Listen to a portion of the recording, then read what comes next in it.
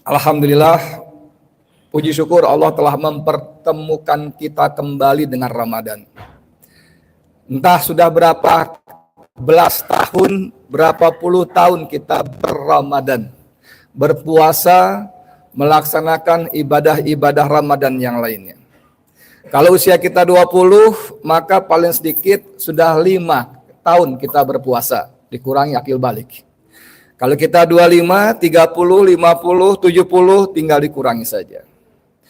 Semestinya, sebagai muslim yang hati-hati, sebagai muslim yang cerdas, kita bertanya kepada diri kita masing-masing, apakah firman Allah yang akan memberikan gelar takwa bagi orang-orang berpuasa sudah kita peroleh, sudah kita raih. Mengingat kita puasa bukan setahun 2 tahun. Kalau kita ikut ujian SIM yang sampai sekarang masih ditangani oleh polisi, yang uangnya nggak jelas kemana, mulai ada pertanyaan-pertanyaan, ngapain polisi ngurusin SIM STNK begitu ya? Kalau kita ujian SIM nggak lulus 3 kali, kan aneh nih. Apa iya kita sebelon itu gitu ya? Kalau kita kuliah, mata kuliah A, B, C misalnya nggak lulus 2-3 kali, kan aneh juga. Apa iya kita nggak bener itu gitu. Tapi kalau puasa, berbelas tahun, berpuluh tahun, tidak kunjung memperoleh gelar takwa yang Allah janjikan.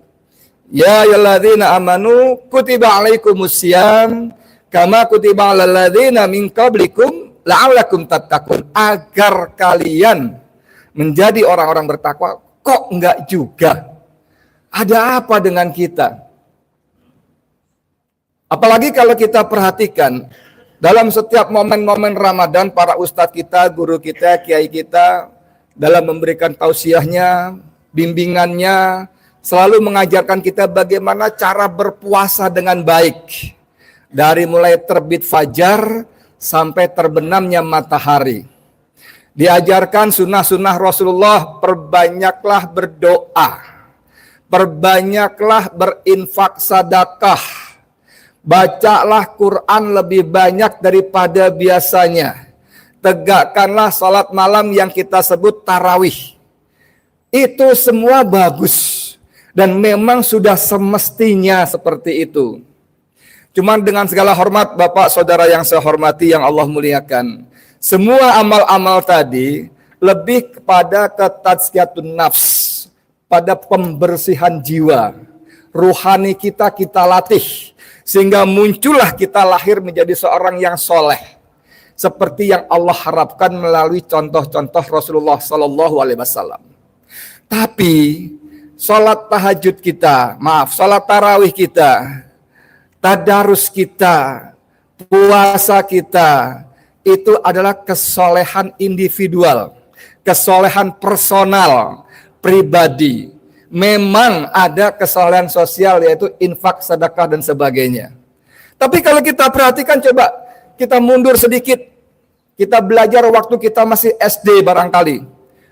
Guru-guru kita mengatakan puasa itu tidak makan, tidak minum. Kalau yang sudah berkeluarga tidak melakukan hubungan suami istri. Kan mestinya kita bertanya, ada apa? Hal-hal yang sesungguhnya halal, Allah haramkan di siang hari Ramadan. Makan, apa salahnya makan? Sepanjang yang dimakan tuh uang yang halal, rizki yang halal, apa salahnya? Makan tempe, tahu, singkong, pisang goreng, dan sebagainya, kenapa Allah larang? Minum juga begitu. Kenapa Allah larang yang halal-halal? Hubungan suami istri bukan cuma halal, tapi berpahala. Tapi Allah larang juga. Bapak, saudara, hamba Allah yang dimuliakannya. Secara sederhana kita bisa bertanya, kalau yang halal-halal saja Allah larang, apalagi yang haram? Puasa itu pengendalian diri. Allah bilang, kamu saya perintahkan untuk tidak makan, minum, berhubungan suami istri di waktu siang. Kita bisa laksanakan kok kapan waktu kita suka, kita mau. Tapi Allah bilang kamu tidak boleh. Lalu kita turuti Allah, kita kendalikan diri kita. Maka pertanyaan, apakah saya sudah berpuasa? Ini menjadi penting. Secara fikih, banyak kita yang lurus dengan puasa kita. Dari terbit fajar sampai terbenam matahari. Tapi secara hakikat, apa iya saya sudah berpuasa? Ketika Allah perintahkan saya menahan diri yang halal, tapi justru pada saat yang sama saya masih melakukan keharaman-haraman. Saya masih menipu rakyat, saya masih berbohong, saya masih ngembat duit rakyat yang orang sebut korupsi. Memangnya selama 1 bulan Ramadan, orang berhenti korupsi? Saya cuma tanya saja, saya cuma bertanya, sama sekali tidak menuduh. Apa urgensinya makan bergizi gratis di bulan Ramadan? Bahkan di hari raya Idul Fitri ketika hampir tidak ada orang yang tidak makan. Kemarin ada berita diberikan insentif 6 juta rupiah kepada dapur SPPG setiap hari selama 365 hari dikurangi 52 hari Ahad. Berarti sepanjang tahun dikasih insentif keuntungan 6 juta rupiah, Pak.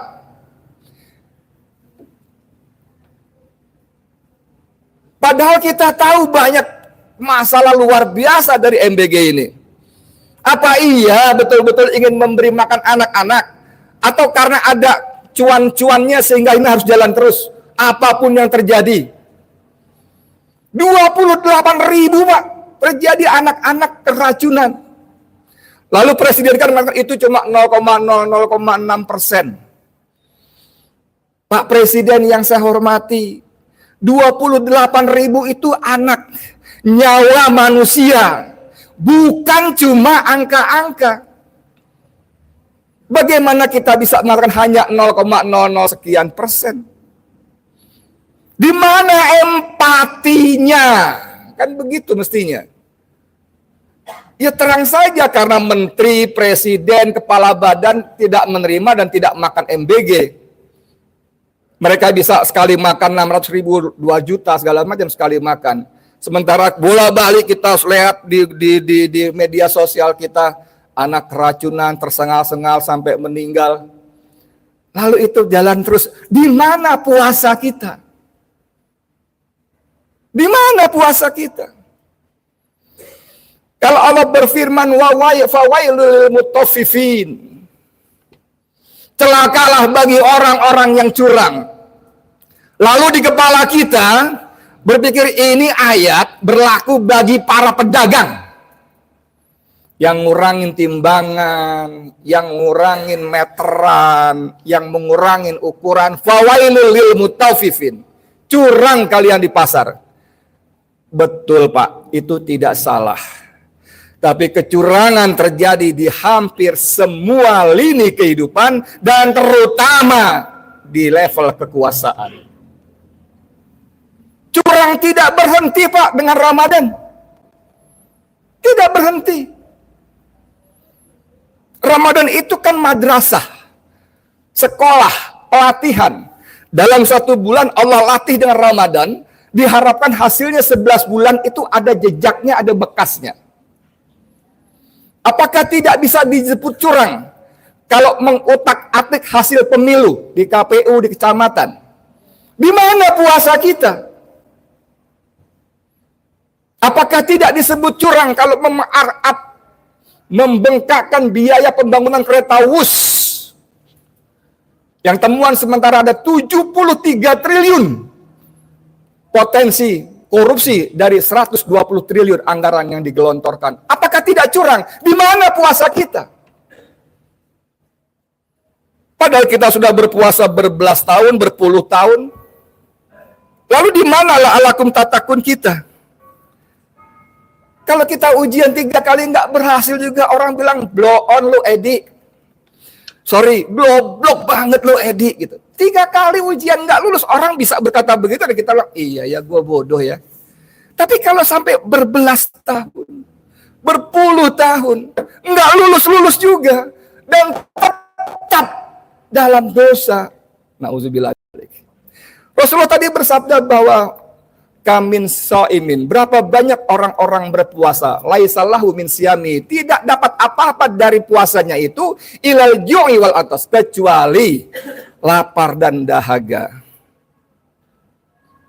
Hadis yang lain menyebutkan bahwa celakalah, kata Rasulullah SAW, celakalah orang yang memasuki bulan Ramadan, kemudian menjalani Ramadan, dan selesai Ramadan, tapi Allah belum mengampuni dosa-dosanya. Astagfirullahaladzim. Celaka. Rasul yang berkata Rasulullah Sallallahu Alaihi Wasallam. Kalau Rasulullah melaknat dengan celaka, Allah, astagfirullahaladzim. Rasulullah yang tidak pernah bohong, Pak. Yang sejak zaman masih muda di Mekah yang berkebudayaan jahiliyah, digelari oleh masyarakat dengan Al-Amin. Orang yang dapat dipercaya. Bukan Al-Kazab. Bukan si pembohong. Bukan digelari the king of lip service seperti diberikan oleh anak-anak BEM UI beberapa tahun yang lalu. Raja Ngibul. Tidak ada satu ucapan pun Rasulullah yang berdusta. Kalau Rasul bersabda, celakalah manusia yang memasuki Ramadan dan menjalani Ramadan, kemudian Ramadan selesai dan Allah tidak mengampuni dosa-dosanya. Itu pasti benar. Wa ma yantiqu anil hawa in huwa illa wahyu yuha. Allah menjamin tidak ada satupun perkataan dari Rasulullah SAW berdasarkan hawa nafsunya, melainkan adalah dari wahyu yang kami wahyukan kepadanya. Jadi kalau Rasulullah berkata gitu pasti benar. Tidak seperti saya misalnya, anak-anak saya tidak ada yang suka politik, bohong. Saya tidak, kalau terpilih tidak akan impor, saya stop. Tidak akan utang luar negeri, bohong. Ini mobil sudah 6.000 unit dipesan, luar biasa, bohong. Padahal puasa terus. Lalu di mana puasa saya? Sekalinya saya tidak bohong, saya penjarakan orang. Orang cuma tanya kepada saya, Edi Mulyadi, ijazahmu bener nggak sih? Tangkep, panggil polisi. Edi Mulyadi, tolong dong kalau ijazahmu bener, unjukin dong. Sewa pengacara. Enggak bohong sih, tapi niat memenjarakan rakyat saya sangat besar. Ini puasa saya bagaimana? La'allakum tattaqun. Padahal usia saya sudah 60 tahun. Lebih barangkali. Kalau dikurang 15 saya sudah minimal 5 tahun berpuasa. Bohong tidak berhenti. Saya dipanggil pengadilan yang cuma 2 langkah dari rumah saya nggak nyampe, tapi saya bersedia datang ke Makassar untuk raker partai politik anak saya. Edi Mulyadi ya saya bicara, bukan orang lain. Lalu saya katakan, saya masih sanggup keliling ibu kota provinsi, masih sanggup. Kalau perlu saya akan datang ke kabupaten kota, masih sanggup. Mas Edi, jangan jauh-jauh, datang aja ke pengadilan. Mas Edi, bawalah ijazah sampean yang memenjarakan Gus Nur dan sebagainya itu, yang mentersangkakan itu. Di mana puasa saya? La'allakum tattaqun. Bapak saudara hamba Allah yang dimuliakannya, Allah berfirman la'allakum tattaqun, mudah-mudahan, semoga kalian bertakwa. La'allakum itu adalah sebuah goal, sebuah tujuan yang bersyarat. Baru bisa terpenuhi kalau syarat-syaratnya dipatuhi. Tapi kalau puasa saya model itu, fawailul mutaffifin, celakalah orang-orang yang berdusta, bercurang. Curang nggak berhenti-berhenti. Kalau curangnya emak-emak belanja beras 2 liter ternyata sampai rumah dihitung lagi cuma 1,7 liter. Yang dirugikan si emak tadi aja. Yang dirugikan suami emak tadi aja. Yang dirugikan anak suami si emak itu saja. Tapi kalau yang curang penguasa, yang punya wewenang sampai kecamatan, kabupaten, wali kota, gubernur, sampai presiden, Anda bisa bayangkan 287 juta manusia menjadi korban. Lalu puasa saya, wahai Allah berikan surgamu kepadaku. Kenapa Edi? Saya sudah berpuasa. Saya sudah laksanakan perintahmu dan seperti janjimu, la'alakum tattaqun, berikan ya Allah karena saya orang bertakwa, berikan surganya kepada saya. Kalau Allah iseng-iseng jawab, lu puasanya begitu. Puasa maling jalan terus. Puasa nipu jalan terus. Puasa semangat memenjarakan rakyatmu jalan terus. Ketika kita sholat berjamaah, Bapak Saudara yang saya hormati, dari mulai takbir sampai salam, Assalamualaikum warahmatullahi wabarakatuh ke kanan, Assalamualaikum warahmatullahi wabarakatuh ke kiri.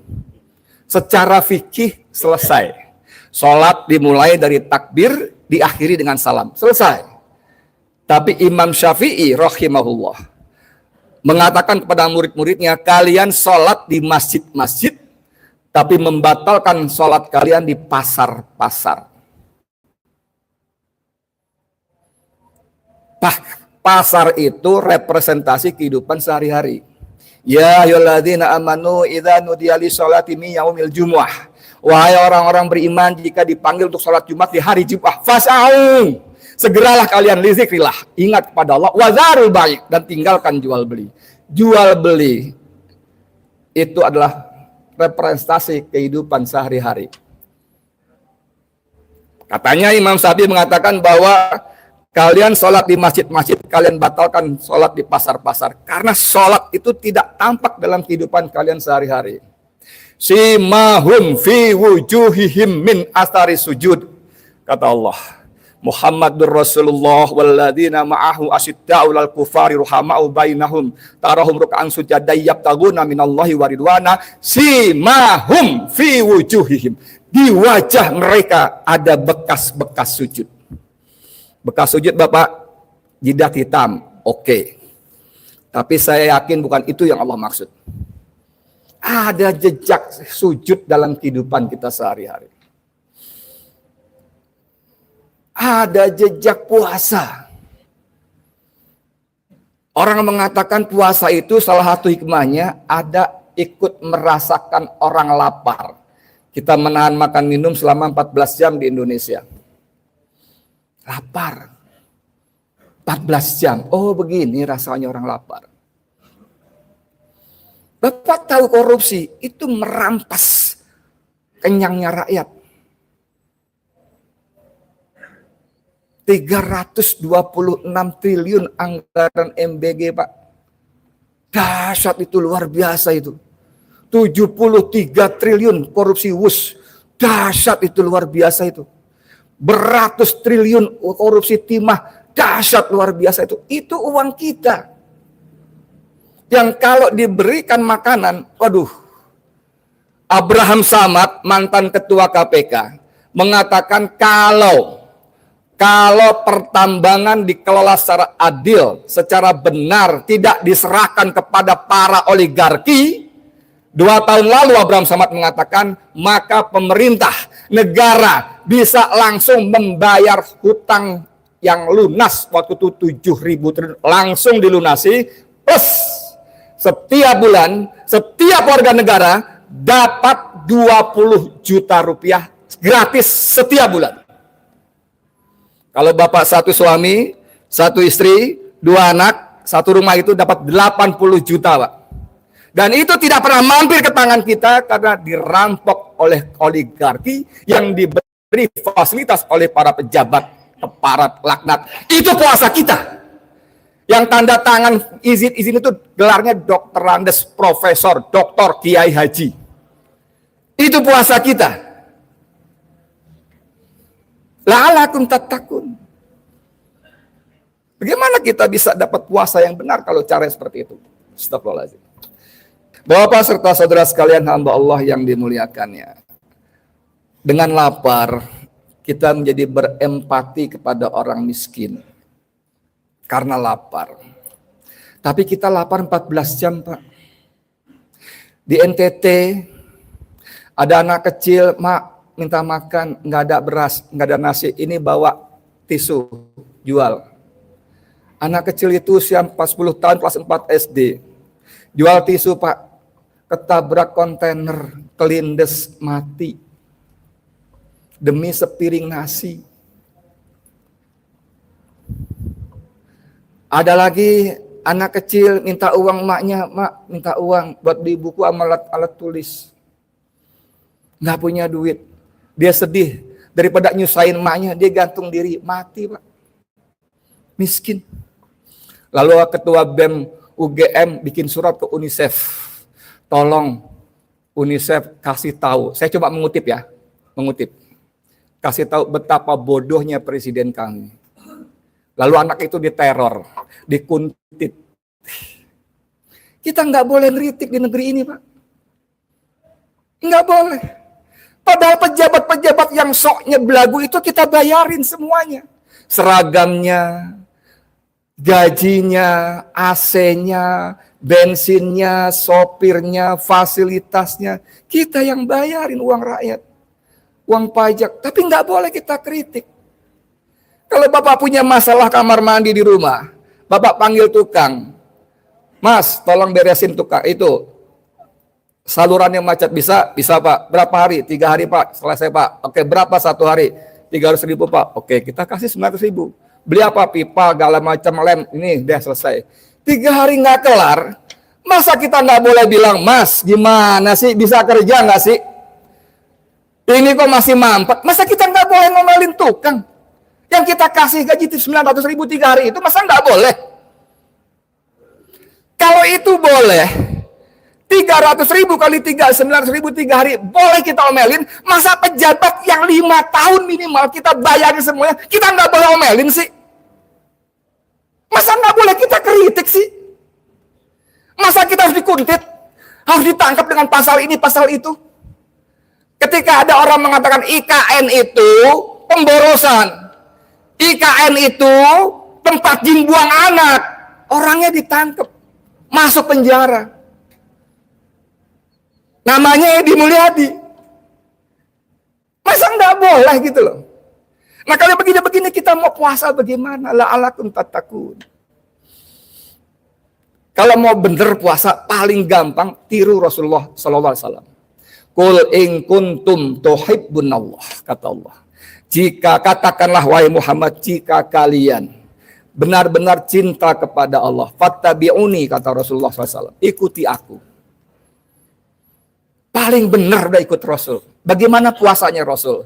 Saat puasa Rasul terjadi perang Badar Ramadan. Saat puasa Rasul terjadi perang Tabuk, perang Handak. Saat puasa Rasul terjadi Futu Makkah. Ada pergerakan perlawanan kepada kezaliman, kemungkaran. Dan itu sebabnya Rasulullah bersabda, Afdalul jihad, seutama-utama jihad, kalimatul adil, menyampaikan kalimat yang hak indal sultanul jair, kepada penguasa yang zalim. Jadi kalau mau masuk surga, kritik penguasa. Kalau mau masuk surga, kritik penguasa. Itu afdalul jihad, kata Rasulullah SAW. Dan Rasulullah tidak pernah dusta.